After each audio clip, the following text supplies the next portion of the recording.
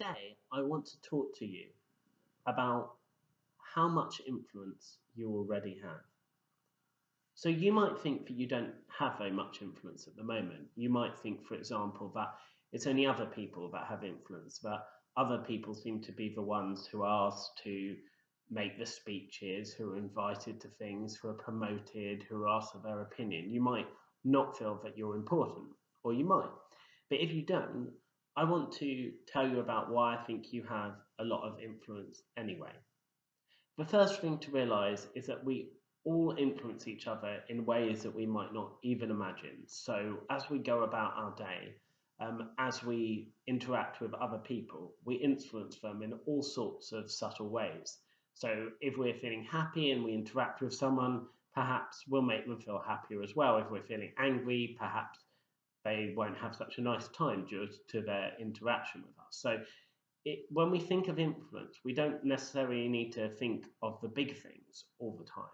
We just think about the way in which we're presenting ourselves to the world.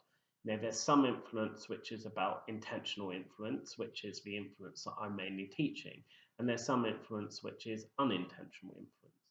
But from this, I want you to know that you are actually influencing people. And if you can influence people in a positive way, then that's fantastic. The second thing to say is that we've all got an opportunity, like never before, really, to get our words out there, to promote the things we want to do, and to have our voices heard. Before the advent of the internet, we didn't really have these same sorts of things. Then those opportunities really were a lot more restricted. But now you can publish a blog for nothing. You can put out a podcast for nothing. You can put out a video for nothing. And you can get that platform that you need to start getting people interested in your work for nothing. So that's another big change. And then the final thing that I want to say is often we're too hard on ourselves as human beings. So maybe if we give a small speech, we think, why aren't we giving a big speech? If we help a few people, we think, why aren't we helping more people? If our blog's read by 5 people, we think, why isn't it read by 5,000 people?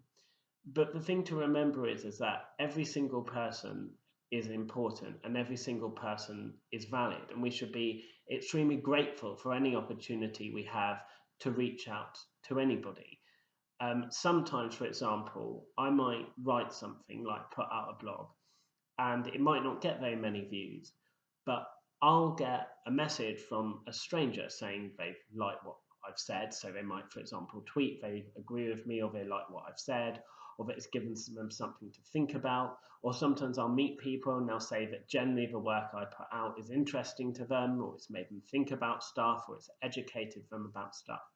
So every single piece of content that you put out and every single way that you influence people should be seen as part of a totality. What are all the things that you're doing? How do they all make up your overall amount of influence on the world? How do they all show that you're a person who wants to get your message out there and wants to help other people?